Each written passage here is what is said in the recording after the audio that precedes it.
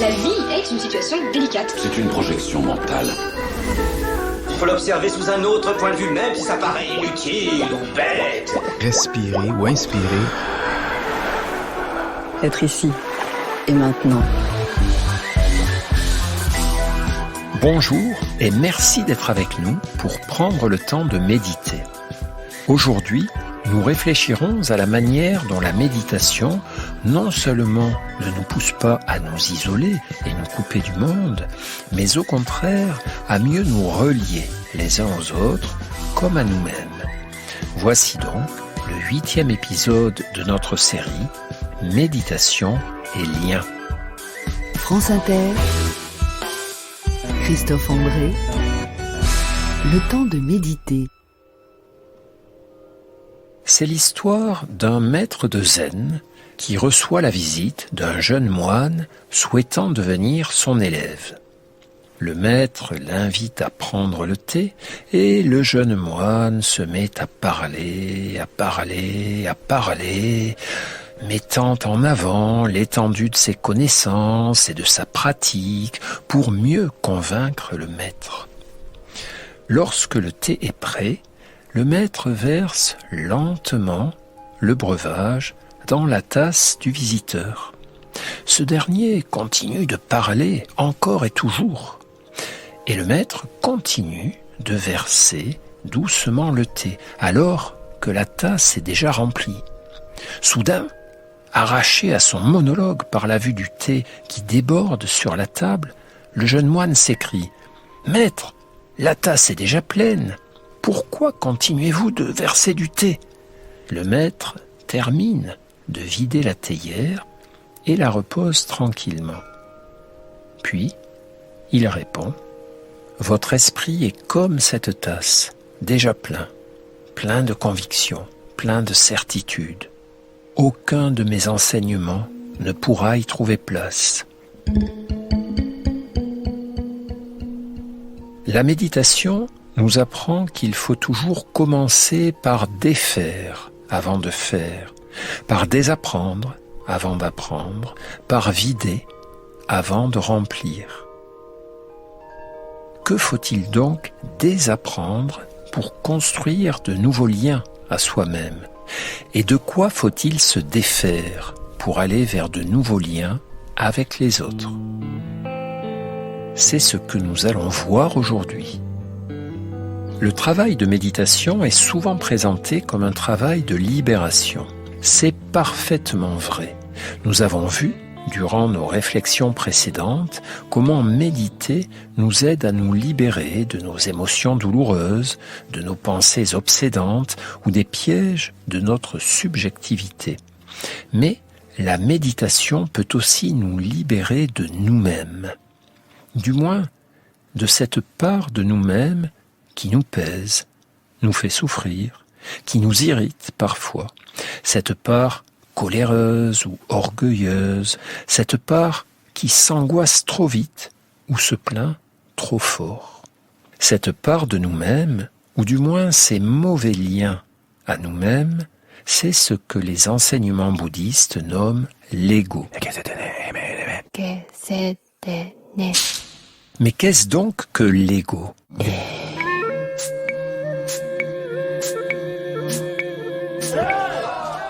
Voici ce que nous en dit le moine Mathieu Ricard. Dès ma première rencontre avec des sages de la tradition du bouddhisme tibétain, j'ai été frappé par le fait qu'ils manifestaient d'une part une grande force intérieure, une bienveillance sans faille et une sagesse à toute épreuve, et d'autre part, une complète absence du sentiment de l'importance de soi. J'ai moi-même observé à quel point l'identification à un moi qui siégerait au cœur de mon être est une source de vulnérabilité constante, et que la liberté intérieure qui naît d'un amenuisement de cette identification est une source de plénitude et de confiance sans égale.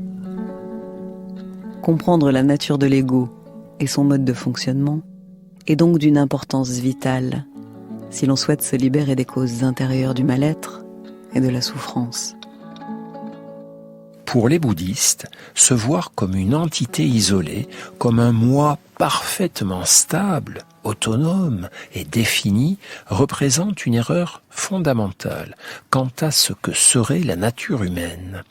Et cette erreur serait à la racine de nombre de nos souffrances. Sans rentrer ici dans un débat théorique bien compliqué, nous pouvons constater que cette vision a influencé notre raisonnement occidental, puisqu'aujourd'hui, quand le mot « égo » apparaît dans une conversation, ce n'est pas bon signe. Ce terme ne désigne en général non pas tant notre personne qu'un excès d'attachement à notre personne, à nos intérêts, nos possessions, nos idées, nos convictions, nos privilèges. Alors, comment s'en libérer de cet ego ? En comprenant ce qui le compose, en le défaisant et en le déconstruisant régulièrement.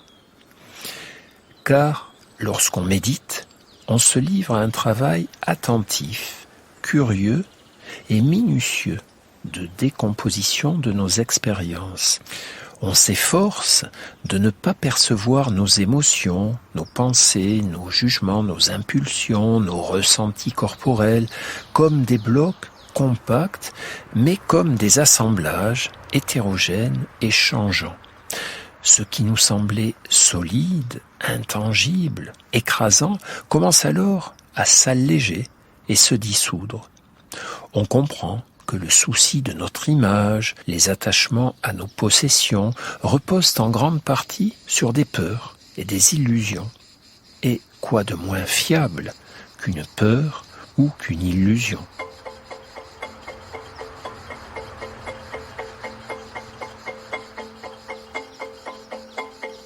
Attention, ni la libération de l'ego recommandée par le bouddhisme, ni l'oubli de soi prôné par les thérapies modernes de l'estime de soi ne conduisent à un déni ou à un mépris de sa personne. Même si l'ego n'est qu'une illusion, comme le pensent les bouddhistes, c'est une illusion qui nous est parfois nécessaire pour traverser certains moments de l'existence, comme l'est un radeau pour traverser une rivière. On l'abandonnera ensuite. Donc, ce lien différent à nous-mêmes que permettent toutes les expériences méditatives durant lesquelles on aura déconstruit ses colères, ses regrets, ses pensées, ses certitudes, tout cela va aboutir à un allègement de soi. On se débarrasse simplement du superflu et de l'inutilement douloureux, l'obsession de soi, pour ne garder que l'essentiel, la connaissance et le respect de soi. Ce qui n'aboutit pas à une indifférence, mais à une bienveillance envers soi-même. Cette auto-bienveillance est au centre de l'enseignement de la pleine conscience. On y encourage inlassablement les pratiquants à ne pas se juger, ne pas se critiquer, mais simplement expérimenter les exercices et observer ce qui se passe, avec patience et douceur pour eux-mêmes. L'auto-bienveillance est aussi devenue un concept central de nouvelles approches thérapeutiques. Lorsqu'on soigne ses semblables, on découvre à quel point nous sommes capables de nous faire du mal, de nous infliger des blessures, s'ajoutant à celles que la vie nous inflige déjà. Autocritique, autodévalorisation, mise en échec, repli sur soi. Il ne s'agit pas de masochisme, mais de maladresse, de croyances erronées à propos d'une sévérité envers soi-même que l'on croit nécessaire et fructueuse. Or, cette sévérité est le plus souvent inutile et toxique. L'exigence envers soi ne nécessite pas le recours à la violence. Les enfants apprennent mieux dans un climat de bienveillance que de peur, et il en est exactement de même pour nous, les adultes. Il s'agit donc de mieux observer cette étonnante fréquence des violences envers soi, souvent inaperçues à nos propres yeux car elles sont des habitudes anciennes et secrètes. et de toujours se demander, quand on est en difficulté et en souffrance, de quelle manière suis-je en train de me nuire à moi-même, de me faire du mal. C'est pourquoi des exercices destinés à cultiver et à entretenir l'auto-bienveillance, ou parfois même à la découvrir et à l'apprendre, sont proposés dans toute forme d'entraînement à la méditation de pleine conscience. Ils ont été particulièrement développés dans le cadre de protocoles thérapeutiques destinés à aider les patients souffrant de troubles anxieux ou dépressifs, dans lesquels les pensées et comportements de violence envers soi sont très fréquents. Mais même si elles n'atteignent pas un niveau pathologique, ces attitudes auto-agressives peuvent survenir à des degrés divers chez chacun de nous. Et savoir cultiver de la bienveillance envers soi est bien souvent nécessaire pour traverser les adversités d'une vie humaine. Voici un exemple de ce à quoi ressemble ce travail.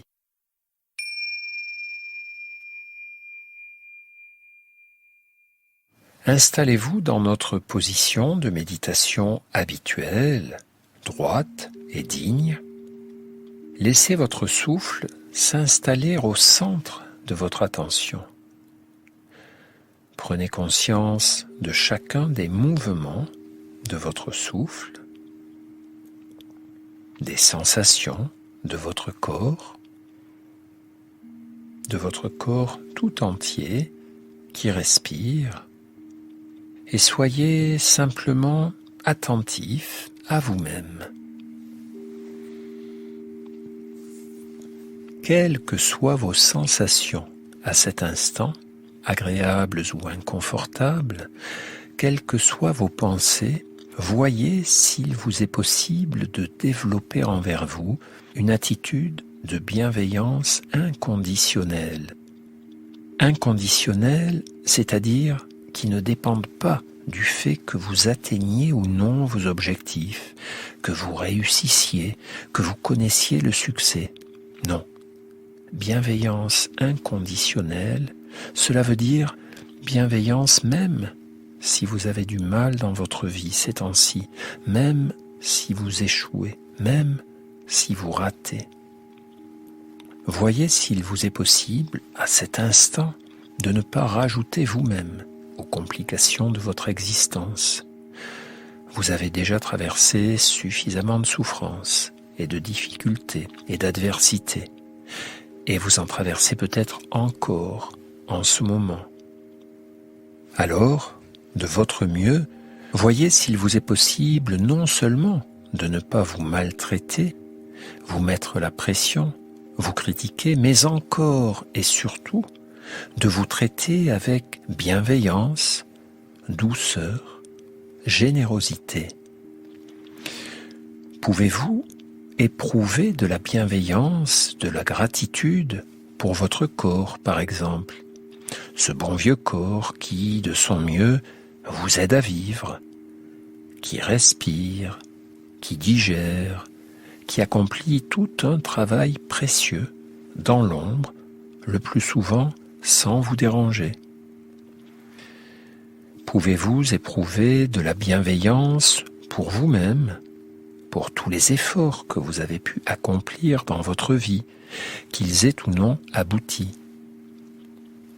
Voyez si, du côté de votre poitrine, de votre cœur, vous pouvez percevoir de petits changements dans vos sensations, des sensations liées à la naissance d'un sentiment amical à votre égard, des sensations de chaleur, de détente peut-être.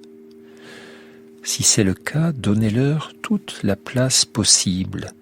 Donnez à ce sentiment de bienveillance tout l'espace possible, en le laissant se répandre en vous, en l'associant à votre respiration, comme si, à chaque inspiration, vous faisiez entrer et circuler partout dans votre corps toute la bienveillance possible pour vous-même comme si, à chaque expiration, vous en faisiez ressortir toute la violence inutile, toutes les tensions. Chaque inspiration comme un mouvement tranquille pour se remercier, s'aimer, se nourrir. Chaque expiration comme un mouvement tranquille pour se soulager, s'alléger, s'apaiser. Vous pouvez poser votre main droite sur votre cœur, si vous voulez, et observer si une sensation de chaleur apparaît alors, une sensation de dilatation, d'expansion. Respirons encore tranquillement, ensemble, encore quelques instants, en maintenant simplement nos ressentis de bienveillance dans notre souffle, en les associant à chacun de nos mouvements respiratoires, en restant dans la conscience de nos besoins de bienveillance et en ne les perdant jamais trop longtemps de vue durant les heures et les jours qui vont suivre.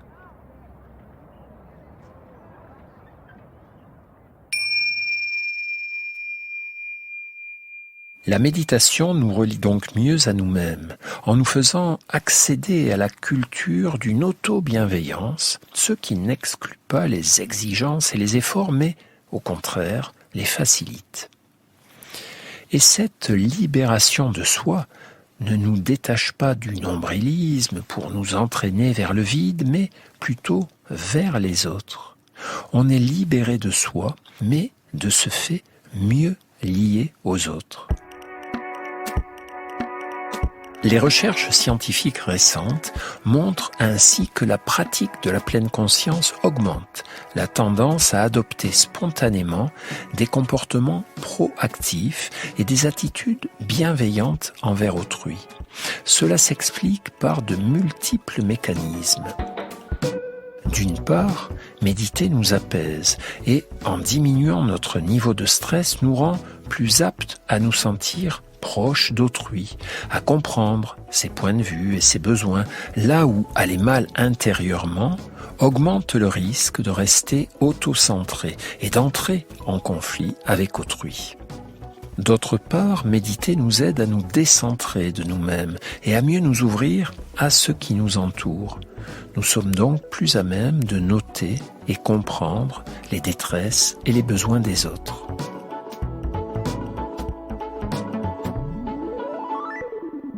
Mais il existe aussi de nombreux exercices de méditation issus de la tradition ou mis au point par les psychothérapeutes contemporains qui ne sont plus seulement basés sur la pleine conscience, mais sont spécifiquement pensés pour cultiver les émotions sociales positives. Cet ensemble de pratiques est rassemblé sous le terme de méditation d'amour bienveillant. Méditation d'amour bienveillant ? Oula, vous êtes peut-être en train de vous dire que notre histoire prend un petit côté peace and love des années hippies, un côté idéaliste et mièvre. Pourtant, il ne s'agit en aucun cas de naïveté mais de réalisme. On entend souvent les narcissiques, les dominants, les combatifs nous expliquer que la vie en société, c'est la loi de la jungle, que survivre en ce monde nécessite d'être le plus fort dans son domaine, de toujours se débrouiller pour passer devant les autres, afin de ne pas se retrouver derrière eux, et que la bonté, la bienveillance, l'altruisme sont des attitudes inadaptées. C'est un raisonnement erroné. La compétition est peut-être une des lois de la jungle, du moins entre des espèces animales différentes, se livrant un combat pour les ressources et l'espace. Mais au sein d'une même espèce, c'est la collaboration et non la compétition qui est la véritable loi de la jungle et garantit la survie durable du plus grand nombre. C'est la collaboration et non la compétition qui permet aux individus de vivre harmonieusement, tous ensemble, et non de survivre péniblement, chacun dans son coin. D'ailleurs, un élément frappant des études scientifiques sur ces méditations de bienveillance, c'est qu'il suffit de peu de temps pour que leur pratique influence notre comportement. Même après de brefs exercices, les capacités d'empathie et les comportements altruistes commencent à augmenter. Pour que cela se fasse aussi vite et aussi facilement, c'est probablement que ces prédispositions sont déjà présentes en nous, en tout être humain, et que l'exercice n'a fait que les réactiver et non nous les apprendre ex nihilo. Les aptitudes à la bienveillance et à l'entraide sont inscrites au cœur du cerveau humain. Ce travail de prise de conscience de nos interdépendances que nous propose la méditation est donc loin d'être une illusion ou un pieux mensonge, mais c'est au contraire un effort vers la vérité de notre condition biologique. Nous sommes profondément dépendants des autres, et c'est ainsi que nous sommes non seulement les plus forts, mais aussi les plus heureux. Réfléchissez un instant. Que ressentez-vous dans votre poitrine ou votre ventre lorsque vous venez de vous disputer avec quelqu'un, ou lorsque vous êtes sous l'emprise de la rancune ou de la jalousie? Et que ressentez-vous, à l'inverse, lorsque vous venez de vous réconcilier ou de partager des moments d'affection, d'amitié, de bienveillance mutuelle?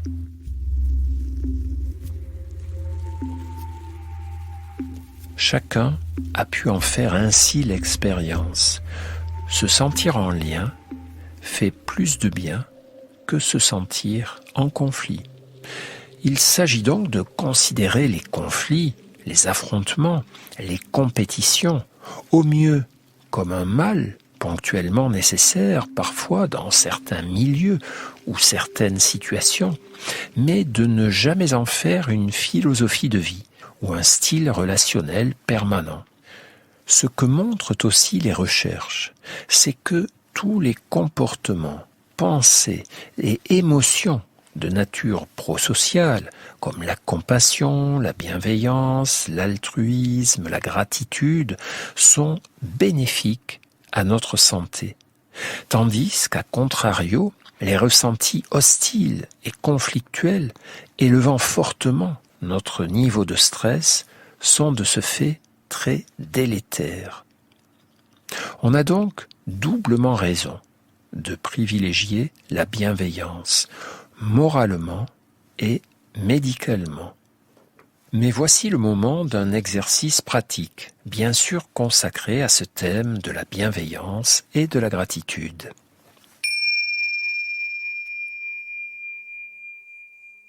Installez-vous dans notre position habituelle de méditation, droite et digne. Centrez-vous sur votre souffle, chacun des mouvements de votre souffle, puis sur votre corps tout entier. Et soyez simplement attentif aux changements qui vont survenir. Imaginez des personnes de votre entourage, famille, amis, collègues, que vous aimez bien, à qui vous souhaitez du bien, tout le bien possible. Laissez venir en vous les ressentis de bienveillance, de sympathie, d'affection, de tendresse, d'amour, que vous éprouvez souvent à leur égard. Prenez conscience de ces ressentis à cet instant. À quel endroit du corps se manifestent ces sentiments? Pouvez-vous observer la manière dont la bienveillance prend naissance et s'incarne dans votre corps? Est-ce, comme souvent, dans votre poitrine, dans votre cœur? Est-ce ailleurs?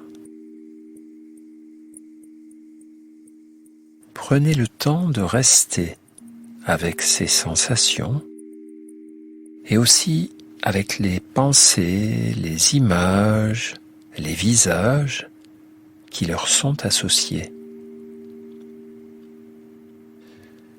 Puis, prenez conscience aussi de la bienveillance de ces personnes à votre égard. Vous les aimez bien et elles aussi vous aiment bien. Pouvez-vous éprouver de la gratitude envers elles? À nouveau, observez simplement ce qui se passe alors dans votre corps. Prenez votre temps pour ressentir ce qui se passe physiquement autour de cette prise de conscience de la bienveillance de toutes ces personnes à votre égard. Prenez conscience de toutes les bienveillances passées, de toutes les bienveillances présentes. Au bout d'un moment, reliez tout cela à votre respiration. À l'inspiration, imaginez que c'est comme si vous inspiriez leur bienveillance à votre égard, comme si vous faisiez entrer en vous tout l'amour, toute l'affection que ces personnes ont pour vous. Et à l'expiration, imaginez que c'est comme si vous les remerciiez, comme si vous expiriez votre bienveillance à leur égard, comme si vous leur adressiez votre amour, votre affection, au travers de votre souffle.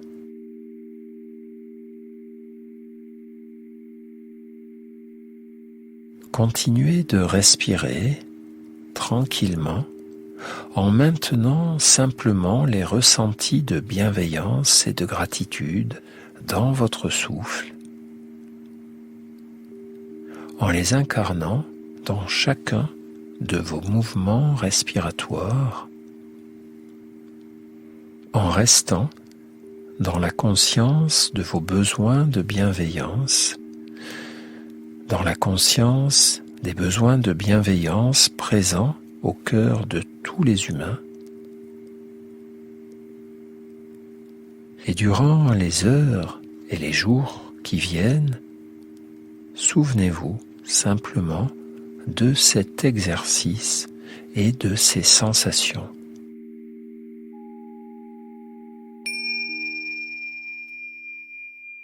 Permettez-moi un petit commentaire sur cet exercice et plus globalement sur les exercices orientés vers ces émotions chaleureuses du lien social. Ils sont parfois inconfortables pour certaines personnes, soit parce qu'ils sont inhabituels tout simplement. Je me souviens très bien de mes premières réticences personnelles à les pratiquer et à m'y abandonner. Soit parce que, lorsqu'on se sent seul ou mal aimé, ces exercices semblent incongrus, tout comme lorsqu'on parle de bonheur à des personnes plongées dans la tristesse. Il faut alors souvent attendre une période moins douloureuse pour les expérimenter. Soit enfin parce que certains d'entre nous ont intellectuellement du mal avec la bienveillance. Ils ressentent de la gêne face à ce qu'ils considèrent comme un regard naïf et bisounours sur la vie. Mais qu'avons-nous à gagner en vivant sur le pied de guerre, en écartant la bienveillance de nos vies?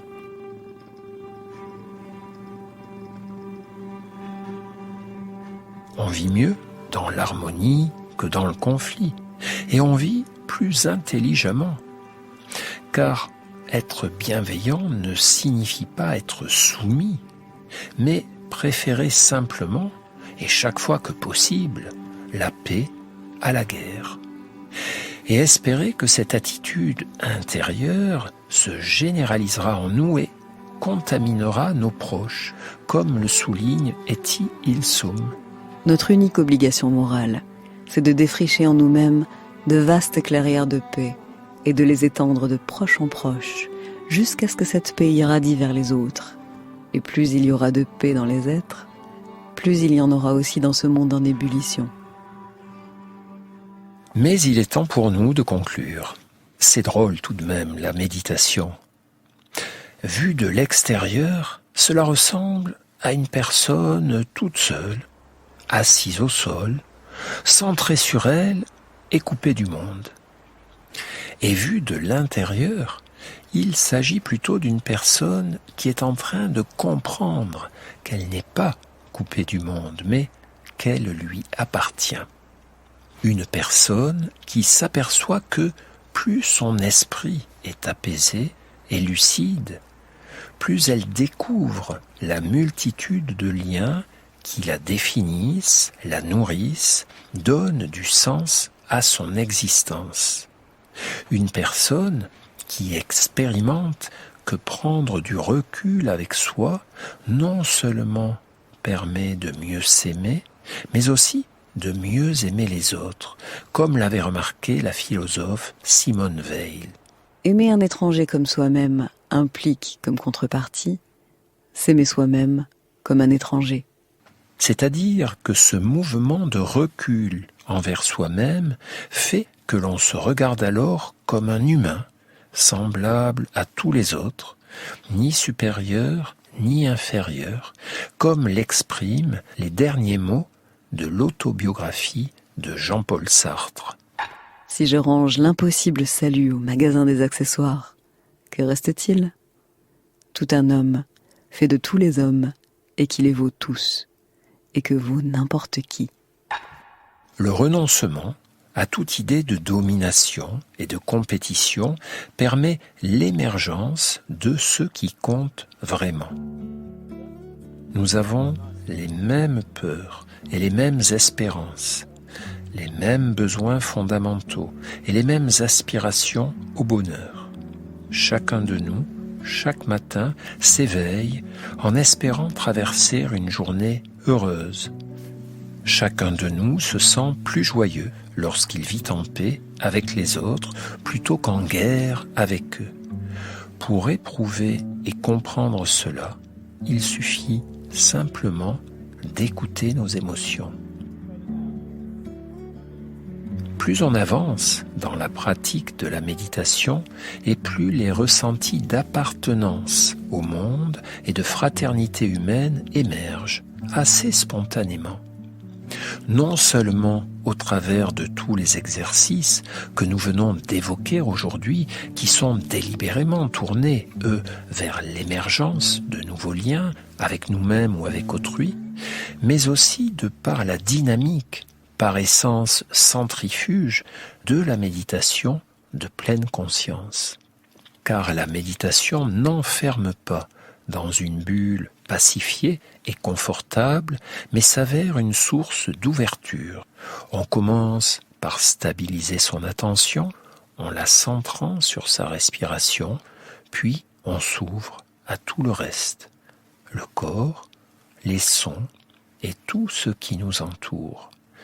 Peu à peu, les ressentis de différence entre nous et le monde s'effacent et font place à des ressentis d'extension et d'appartenance qui n'ont rien d'imaginaire. Nous appartenons bel et bien au monde, corps et âme.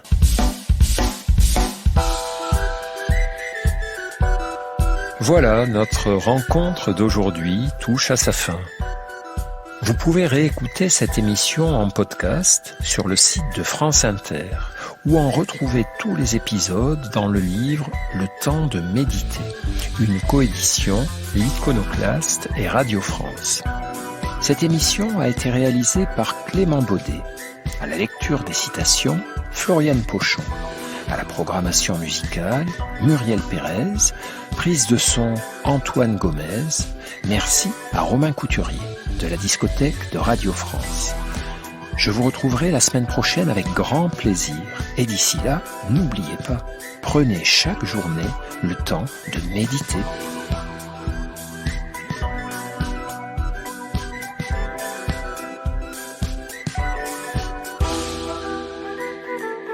Le temps de méditer sur France Inter.